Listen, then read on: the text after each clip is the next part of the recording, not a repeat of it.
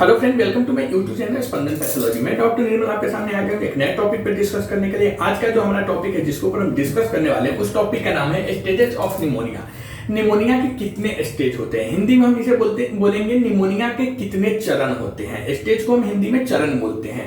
तो आइए हम देखते हैं स्टेजेस ऑफ निमोनिया, मतलब निमोनिया के कितने स्टेज होते हैं। तो first, there are 4 stages of pneumonia in the patients with untreated lobar pneumonia. मतलब अनट्रीटेड लोबार निमोनिया, अनट्रीटेड का मतलब जैसे आपको मालूम है हिंदी में उसे बोलते हैं अनुपचारित, मतलब जिसे हम ट्रीटमेंट नहीं कर रहे हैं। तो देखिए, कोई भी अगर स्टेजेज है किसी भी डिजीज का, तो अगर वह ट्रीटमेंट होगा तो सिंपल सी बात है कि वह क्योर होगा। अगर हम उसे ट्रीटमेंट करेंगे, इलाज करेंगे तो वह ठीक होगा। लेकिन जब हम उसे ट्रीटमेंट नहीं करेंगे, इलाज नहीं करेंगे, तो क्या होगा, उसका स्थिति बिगड़ेगा, उसका कंडीशन बैड होगा। तो ऐसे कंडीशन के लिए हम यहाँ पे अनट्रीटेड वर्ड यूज कर रहे हैं। तो अगर अनट्रीटेड लोबार निमोनिया है, लोबार निमोनिया क्या होता है, इसके ऊपर हम ऑलरेडी आपको वीडियो अपलोड कर चुके हैं, आप लोग देख लीजिए कि लोबार निमोनिया क्या होता है। तो अनट्रीटेड लोबार निमोनिया अगर है पेशेंट्स को, जिसे हम ट्रीटमेंट नहीं कर रहे हैं लोबार निमोनिया को, तो ऐसे पेशेंट्स में, मतलब अनट्रीटेड लोबार निमोनिया के पेशेंट्स में निमोनिया के 4 स्टेजेस, 4 चरण देखे जाते हैं, 4 स्टेजेस देखे जाते हैं। तो क्वेश्चन आता है लोबार निमोनिया के कितने स्टेज होते हैं, या कभी कभी क्वेश्चन आता है निमोनिया में कितने चरण होते हैं, निमोनिया के कितने स्टेजेज होते हैं। तो देखिए, अगर वह सिंपल पूछ रहा है कि निमोनिया में कितने स्टेजेज होते हैं, तो आप वहां पे लिख सकते हैं कि लोबार निमोनिया भी लिख सकते हैं या सीधा भी लिख सकते हैं निमोनिया के 4 स्टेजेज होते हैं। तो निमोनिया के 4 स्टेजेस कौन कौन से होते हैं। तो स्टेज 1 कंजेशन, दूसरा रेड हेपेटाइजेशन, तीसरा grey hepatization and 4th resolution. Okay, तो यह टोटल 4 स्टेज निमोनिया का होता है। कौन सा, तो congestion, red hepatization, grey hepatization and resolution. Okay, अब हम देखेंगे कंजेशन क्या होता है। स्टेज 1 कंजेशन क्या होता है। तो this is the first among the 4 stages of pneumonia. मतलब कि जो कंजेशन होता है, अच्छा कंजेशन को हम हिंदी में बोलेंगे भीड़ भाड़, ठीक है। तो कंजेशन में क्या होता है कि यह निमोनिया के 4 स्टेजेज में से, जो 4 स्टेजेज है, वो 4 स्टेजेज में से पहला स्टेज होता है जिसे हम कंजेशन के नाम से जानते हैं। तो निमोनिया में टोटल कितने 4 स्टेजेज होते हैं। पहला स्टेजेस कौन से होते हैं, तो कंजेशन होता है। पहला स्टेज कंजेशन होता है। कंजेशन क्या होता है, तो कंजेशन निमोनिया के 4 स्टेज में से पहला स्टेज का नाम कंजेशन होता है। It occurs in the first 24 hours of infection. मतलब यह निमोनिया इन्फेक्शन होने के फर्स्ट 24 आवर्स में देखा जाता है, या फर्स्ट 24 आवर्स में होता है। It occurs in the first 24 hours of the infection. मतलब निमोनिया इन्फेक्शन होने के फर्स्ट 24 आवर्स में पेशेंट्स में दिखाई देता है। यह कंजेशन में क्या होता है, तो the lungs fill with infectious fluid leading to symptoms like cough, heaviness in the chest, rapid breathing, fatigue and loss of appetite. मतलब जो कंजेशन अगर पेशेंट्स में डेवलप हो गया हुआ है, तो कंजेशन सबसे पहले समझ जाइए कि कंजेशन जो है स्टेज 1 का नाम है। इसमें क्या होता है, तो यह आपके निमोनिया इन्फेक्शन के फर्स्ट 24 आवर्स में आपके बॉडी में दिखाई देगा। इसमें क्या होता है, तो कंजेशन में लंग्स में कंजेशन अगर किसी पेशेंट को डेवलप हुआ है, कंजेशन स्टेज में अगर निमोनिया है, तो जो पेशेंट कंजेशन स्टेजेज में है निमोनिया का, उसके लंग्स में, उसके फेफड़ा में इन्फेक्शस फ्लूइड भर जाते हैं। जो संक्रामक द्रव्य होते हैं वह भर जाता है, संक्रामक द्रव्य भर जाता है। कहां पे, तो फेफड़ा में। और उसकी वजह से पेशेंट को खांसी आ सकता है, फिर छाती में, चेस्ट में भारीपन आ जाएगा, मतलब चेस्ट भारी भारी की तरह दिखे लगेगा। पेशेंट को ऐसा फील होगा कि चेस्ट में कुछ अटका है, ऐसा होगा। फिर उसके बाद उसको कफ, खांसी बढ़ जाएगी। उसके बाद उसको श्वास लेने में दिक्कत होने लगेगा, मतलब जैसे तेज श्वास लेना, रैपिड ब्रीथिंग, मतलब तेज श्वास लेगा। फिर उसके बाद थकान लगेगा, फटीग एंड भूख की कमी हो जाएगी, भूख नहीं लगेगा। तो यह सब लक्षण आपको कंजेशन में दिखाई देगा। कंजेशन पहला स्टेज का नाम है निमोनिया का। यह कब होता है, तो यह निमोनिया इन्फेक्शन होने के फर्स्ट 24 आवर्स में बॉडी में दिखाई देता है पेशेंट्स के। इस कंजेशन स्टेज में पेशेंट को क्या दिक्कतें होगी, तो पेशेंट्स को जो लंग्स है, फेफड़ा है, वो पेशेंट के लंग्स में जो इन्फेक्शस फ्लूइड है, संक्रामक द्रव्य, वह भर जाएगा और उसकी वजह से, इन्फेक्शस फ्लूइड भर जाने की वजह से पेशेंट को खांसी आएगी, चेस्ट में हैवीनेस मतलब भारी बनाएगा, छाती में भारी भारी सा लगेगा, फील होगा। फिर उसके बाद वो जो श्वास लेता है उसमें तेजी से श्वास लेगा, थकान बहुत होगी, भूख नहीं लगेगा। यह सब लक्षण कंजेशन स्टेज में दिखाई देता है निमोनिया का। अब हम बात करेंगे स्टेज 2, जिसे हम बोलते हैं रेड हिपेटाइजेशन। स्टेज 2 को बोलते हैं रेड हिपेटाइजेशन। रेड हिपेटाइजेशन क्या होता है? तो this phase occurs after 48 to 72 hours and last for 2 to 4 days। मतलब कि रेड हिपेटाइजेशन को हम हिंदी में बोलेंगे लाल हिपेटाइजेशन। तो रेड हिपेटाइजेशन अगर पेशेंट्स में डेवलप हो गया हुआ है निमोनिया में, तो उसमें होगा कि यह स्टेज जो रेड हिपेटाइजेशन होता है, यह कब डेवलप होगा पेशेंट्स को? तो यह स्टेज 48 to 72 मतलब 48 से 72 घंटा, ठीक है, 48 से 72 घंटे के बाद यह स्टेज पेशेंट्स में डेवलप होता है। निमोनिया होने के 48 से 72 घंटे के बाद जो उसका, यह याद रखिए कि अनट्रीटेड अगर निमोनिया है तब, ट्रीटेड को नहीं, अनट्रीटेड मतलब उसे हम अगर इलाज नहीं करेंगे तब, ठीक है। तो अगर अनट्रीटेड निमोनिया है तो उसका स्टेज 2 जो होता है, जिसे हम रेड हिपेटाइजेशन बोलते हैं, या रेड हिपेटाइजेशन पेशेंट्स के बॉडी में 48 to 72 मतलब 48 से 72 घंटे के बाद दिखाई देता है और 2 से 4 दिनों तक यह बॉडी में बना रहता है। 2 to 4 days तक यह बॉडी में, यह रेड हिपेटाइजेशन का जो स्टेज है, यह हमारे बॉडी में अवेलेबल रहता है। इम्यून सेल्स, आरबीसी जिसे हम रेड ब्लड सेल्स बोलते हैं, डब्ल्यूबीसी का मतलब होता है कि white blood cells, enters the lung tissue to try and fight off the infection. मतलब इम्यून सेल्स को हम बोलते हैं प्रतिरक्षा कोशिका, सेल्स को हम हिंदी में बोलते हैं कोशिकाएं। ओके, तो यह इम्यून सेल्स जो होते हैं, ये जिसे हम हिंदी में बोलते हैं प्रतिरक्षा कोशिका, ये सेल्स जो बोलना है बोलिए। फिर डब्ल्यूबीसी, आरबीसी, यह सब क्या होता है? यह सब इन्फेक्शन से लड़ने के लिए, जो हमारे बॉडी में निमोनिया का जो इन्फेक्शन आया हुआ है, उस इन्फेक्शन से लड़ने के लिए हमारे लंग्स के टिश्यू में प्रवेश करती है, इंटर करती है। तो देखिए, आपने कंजेशन में देखा कि पूरा फ्लूइड भर गया था, जो इन्फेक्शस फ्लूइड था यह पूरा लंग्स में भर गया था, जिसकी वजह से खांसी, पेशेंट का और भी सिम्टम्स दिखाई दे रहा था। लेकिन जो रेड हिपेटाइजेशन होता है, इसमें हमारी बॉडी फाइट करती है, हमारी बॉडी उस बीमारी से, निमोनिया से खुद लड़ने के लिए एक्टिव होती है रेड हिपेटाइजेशन में। तो याद रखिएगा, एमसीक्यू में आता है कि हमारी बॉडी निमोनिया में कब फाइट करना आरंभ करती है या कब फाइट करना स्टार्ट करती है। तो जो स्टेज 2 होता है, जिसे हम रेड हिपेटाइजेशन बोलते हैं, या रेड हिपेटाइजेशन में, लाल हिपेटाइजेशन में हमारी बॉडी क्या करती है? हमारी बॉडी के इम्यून सेल्स, डब्ल्यूबीसी, आरबीसी, यह सब जो सेल्स हैं, यह लंग टिश्यू में प्रवेश करती है। किसके लिए? तो इन्फेक्शन से लड़ने के लिए। तो रेड हिपेटाइजेशन हमारे बॉडी के लिए क्या करती है?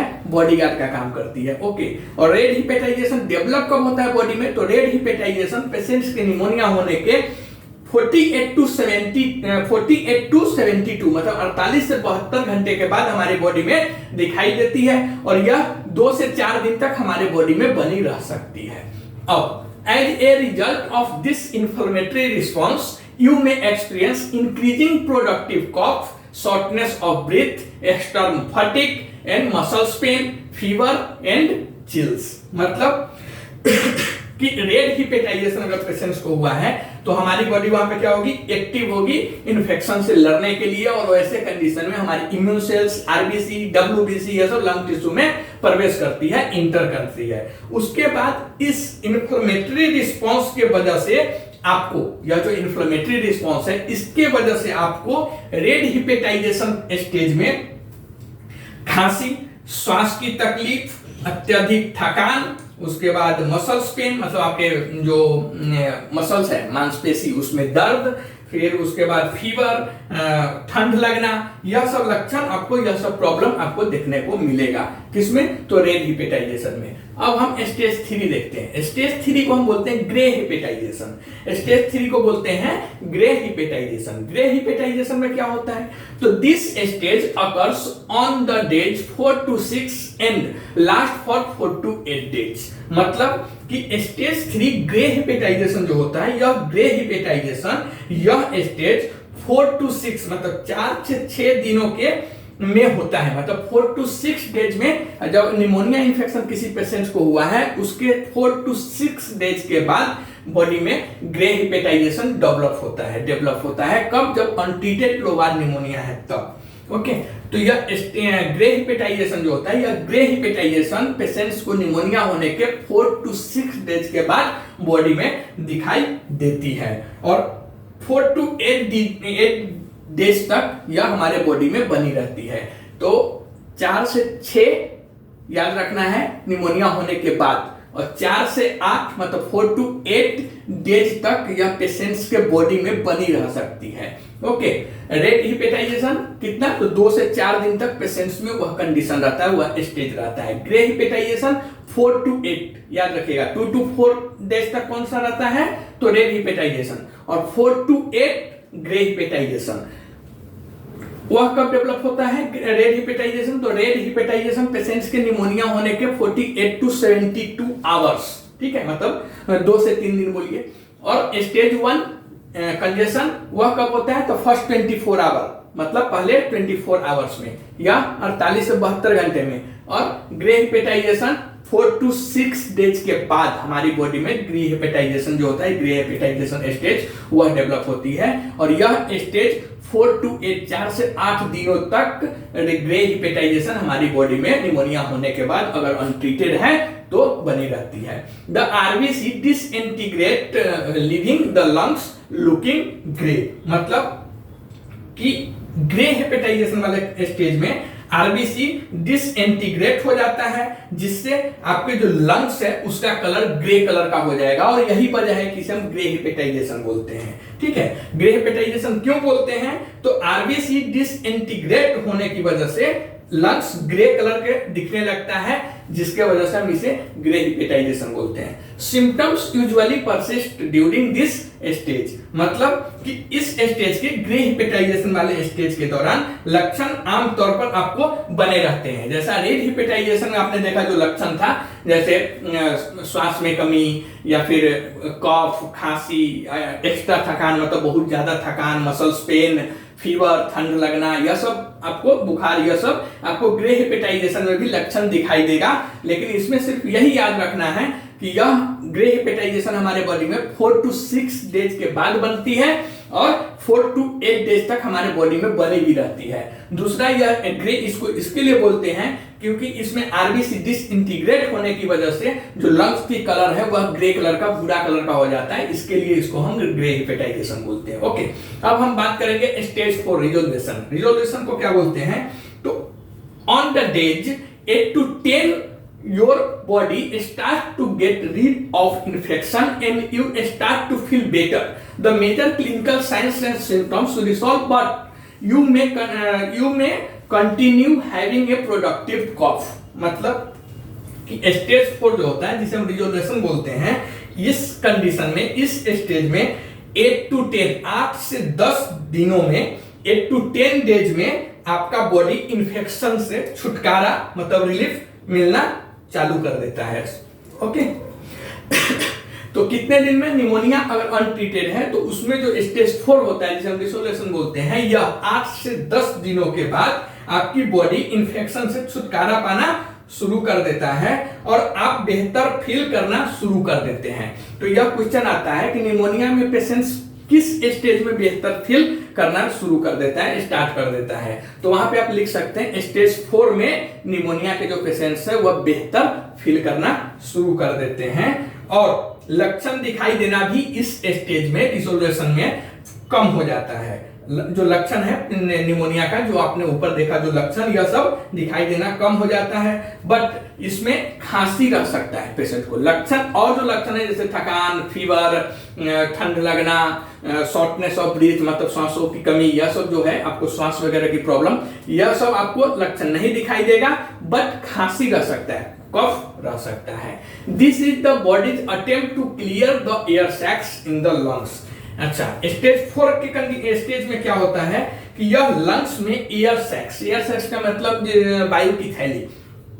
ओके, तो इस स्टेज में स्टेज 4 स्टेज जो होता है, यह 4 स्टेज में हमारा क्या होता है, लंग्स में जो एयर सैक्स होता है जिसे हम वायु की थैली बोलते हैं, को साफ करने का बॉडी एक प्रयास करता है, अटेम्प्ट करता है। हमारी बॉडी में जो एयर सैक्स है, वायु की थैली है लंग्स में, उसको साफ करने की हमारी बॉडी स्टेज 4 में अटेम्प्ट करता है, मतलब प्रयास करता है। In most people the lungs return to normal airways and function. मतलब अधिकांश लोगों में लंग्स एयर सैक्स नॉर्मल हो जाते हैं इस स्टेज में और अपना वह कार्य करने लगते हैं। However, if some swelling, lung abscess, scar tissue or pleural adhesions remain, it can lead to chronic lung disease। मतलब कि हालांकि स्टेज 4 में कुछ लोगों में जैसे स्वेलिंग या फिर फेफड़ों में फोड़ा, लंग एब्सेस फेफड़े में जो घाव होता है, फोड़ा होता है वह, या फिर स्कार टिश्यू या प्लूरल एडिशन वगैरह, यह सब बना रह सकता है। स्टेज 4 में भी कुछ लोगों में, सही में नहीं, कुछ लोगों में क्या क्या, तो स्वेलिंग, लंग एब्सेस मतलब फेफड़ा में फोड़ा, स्कार टिश्यू, प्लूरल एडिशन, यह सब कंडीशन बना रह सकता है। और अगर यह कंडीशन यह सब बना रहता है तो फिर यही कारण है कि क्रोनिक लंग डिजीज होता है पेशेंट्स में, जिसे हम क्रोनिक लंग डिजीज बोलते हैं, पुरानी फेफड़ा की बीमारी हिंदी में बोलेंगे। तो यही सब कारण है कि क्रोनिक लंग डिजीज का कारण भी बन सकता है। ओके, आप कमेंट करके बताइए वीडियो आपको कैसा लगा। अगर यह वीडियो आपको अच्छा लगा तो प्लीज आप कमेंट्स कीजिए और सब्सक्राइब कीजिए। चैनल पे अगर आप नए हैं तो प्लीज सब्सक्राइब कीजिए, लाइक कीजिए, शेयर कीजिए, कमेंट करके बताइए वीडियो आपको कैसा लगा। मिलते हैं एक नए वीडियो में, तब तक के लिए थैंक यू।